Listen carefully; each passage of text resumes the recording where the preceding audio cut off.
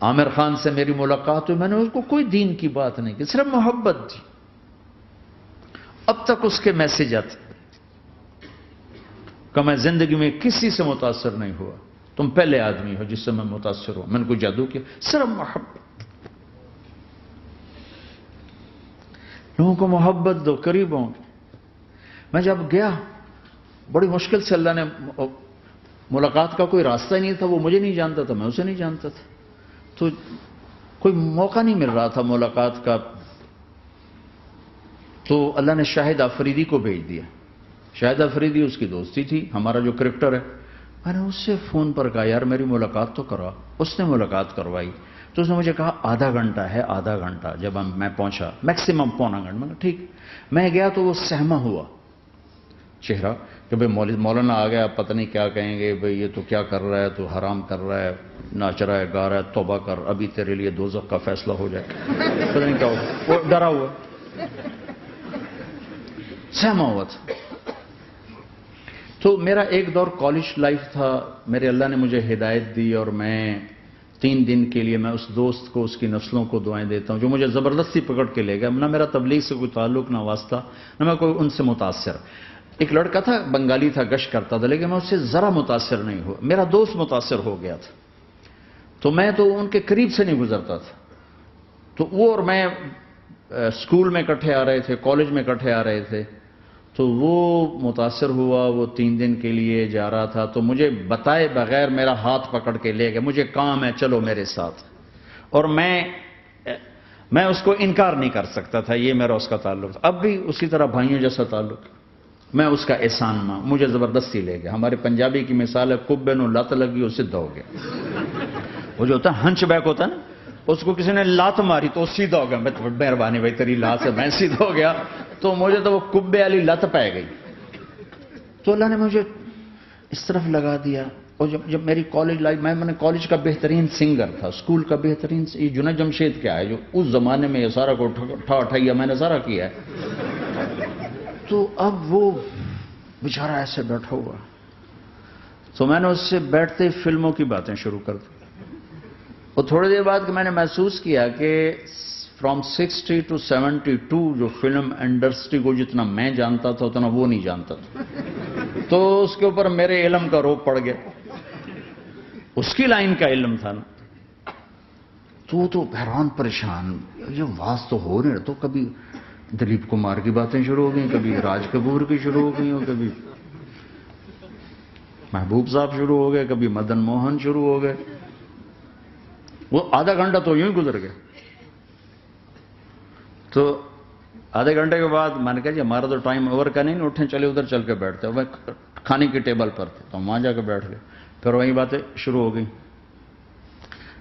جب اس کا سارا خوف دور ہو گیا اور ریلیکس ہو گیا، کچھ میں پونے گھنٹے سے 50 منٹ گزر گئے تھے، تو پھر میں نے کہا عامر بھائی آپ حج پہ آئے ہیں، اگر آپ اجازت دیں تو آپ کو اپنے نبی کا حج سنو؟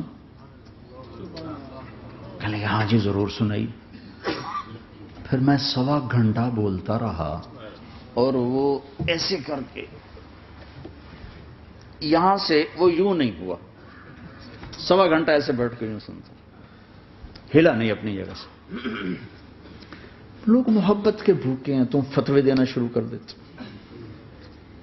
2 گھنٹے کی ملاقات کے بعد جب ہم نکلے تو نیچے تک چھوڑنے آیا عامر خان۔ حج کے بعد میں نے کہا ایک ملاقات اور ہو جائے گا، ضرور ہوگی۔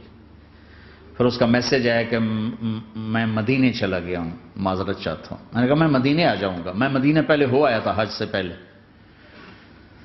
تو اس نے کہا کہ آپ 14 تاریخ کو آ جائیں، 4 سے 6 کا ٹائم میں نے آپ کے لیے رکھا ہے۔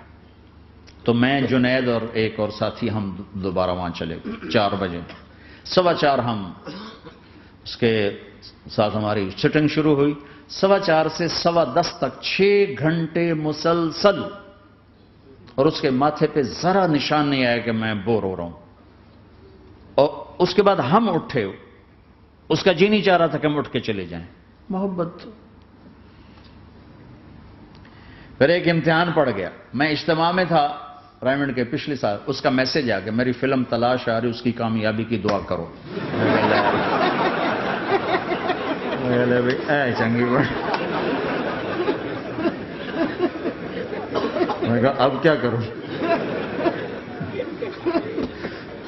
جواب دینا بھی ضروری، دعا بھی نہیں ہو سکتی، کیا کروں۔ تو جب وہ میسج آیا تو میرے سامنے کوئی 10-12 علماء بیٹھے تھے۔ میں نے کہا بھائی یہ میسج ہے، اس کا جواب دو۔ کہا جی یہ ہمارا فیلڈ نہیں تمہارا ہے، تو ہی جواب دے۔ تو میں سارا دن سوچتا رہا، مجھے کوئی جواب سمجھ میں نہیں آیا کہ جان بھی بچ جائے، جواب بھی چلا جائے۔ پھر اگلا دن بھی گزر گیا، مجھے کچھ سمجھ میں نہیں آیا۔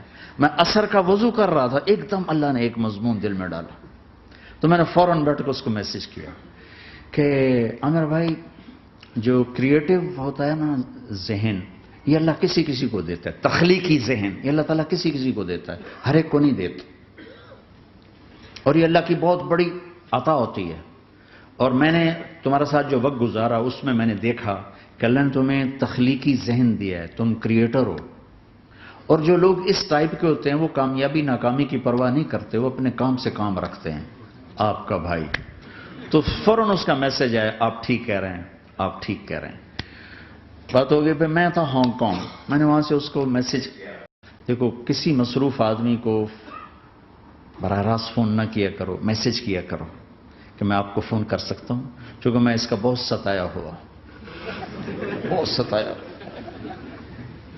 تو میں نے اسے میسج کیا کہ میں طارق جمیل ہانگ کانگ میں آپ کو فون کر سکتا ہوں، میں آپ کو فون کر سکتا ہوں۔ میں ہمیشہ اسے، اب بھی میرا فون پہ رابطہ ہے، میں پہلے اسے میسج دیتا ہوں میں آپ کو فون کر سکتا ہوں، اگر اس کا جواب نہ ہے پھر میں نہیں کرتا ہوں۔ کبھی وہ خود کر لیتا ہے، کبھی وہ میسج دے دیتا ہے کال کر لیں۔ تو تھوڑی دیر بعد اس کا فون آ گیا، کیونکہ میں اس وقت دلی میں ہوں، کانفرنس میں تھا، تو میں نے آپ کا میسج دیکھا تھا، میں اٹھ کے باہر آ گیا ہوں، ابھی آپ سے بات کر کے پھر میں جاؤں گا۔ تو اسے باتیں کرتے کرتے کہنے لگا آپ کی دعا سے میری فلم کامیاب ہو گئی۔ میں کہا یا اللہ میں کوئی نہیں کیتی تینوں۔